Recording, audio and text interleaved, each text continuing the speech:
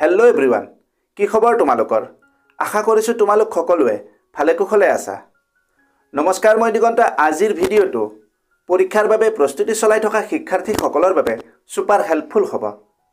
আজি আমি এখন উত্তম আৰু উন্নত মানৰ কুৱেশ্যন পেপাৰ লৈ আহিছোঁ, যি তোমালোকৰ পৰীক্ষাত ভাল নম্বৰ পোৱাত বহুত সহায়ক হ'ব। সকলো তথ্য ভালদৰে আয়ত্ব কৰিবলৈ তোমালোকে এই ভিডিঅ'টো সম্পূৰ্ণ কৰি শেষলৈকে চাবা। ভিডিঅ'টো যদি তথ্য সমৃদ্ধ হয় আৰু ইয়াৰ দ্বাৰা উপকৃত হ'লে লাইক আৰু শ্বেয়াৰ কৰিবা।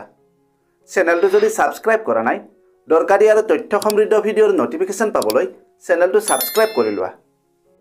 তোমালোকে ভিডিঅ' স্ক্ৰীণত এখন কুৱেশ্যন পেপাৰ দেখিবলৈ পাই আছা।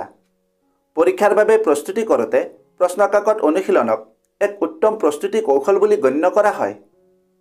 কুৱেশ্যন পেপাৰ প্ৰেক্টিছ কৰাৰ লাভ বহুত।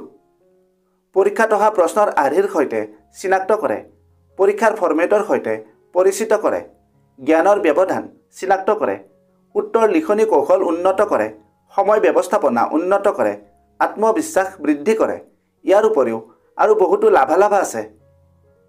কুৱেশ্যন পেপাৰ প্ৰেক্টিছ কৰোঁতে এটা সময় নিৰ্ধাৰণ কৰি ল'বা। আৰু আটাইতকৈ গুৰুত্বপূৰ্ণ কথাটো হ'ল, কুৱেশ্যন পেপাৰ প্ৰেক্টিছ কৰাৰ কিছুমান টিপছ আছে। যদি সেই কৌশলমতে প্ৰেক্টিছ কৰা, তোমালোকৰ প্ৰস্তুতি বহু পৰিমাণে উন্নত হ'ব আৰু পৰীক্ষাত ভাল নম্বৰো পাবা। এই বিষয়ে ভিডিঅ' এটাত আলোচনা কৰিছিলোঁ। ভিডিঅ'ৰ লিংক ডেছক্ৰিপশ্যনত আছে, তোমালোকে ভিডিঅ'টো চাই ল'বা। আৰু যদি এই পেপাৰখনৰ PDF লাগে, কমেণ্ট কৰিবা।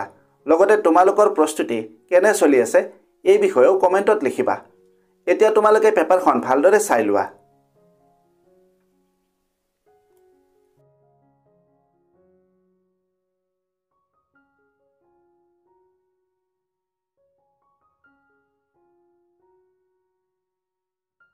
আশা কৰিছোঁ আজি আমি আলোচনা কৰা বিষয়টো তোমালোকে ভালদৰে বুজি পালা।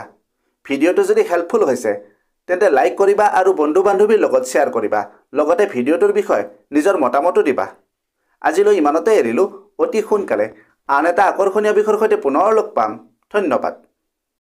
का शॉर्टकट मेहनत और डेडिकेशन, ये चैनल बनाए तेरा परफेक्ट फाउंडेशन। सब्सक्राइब करो, join this ride, let's grow together side by side।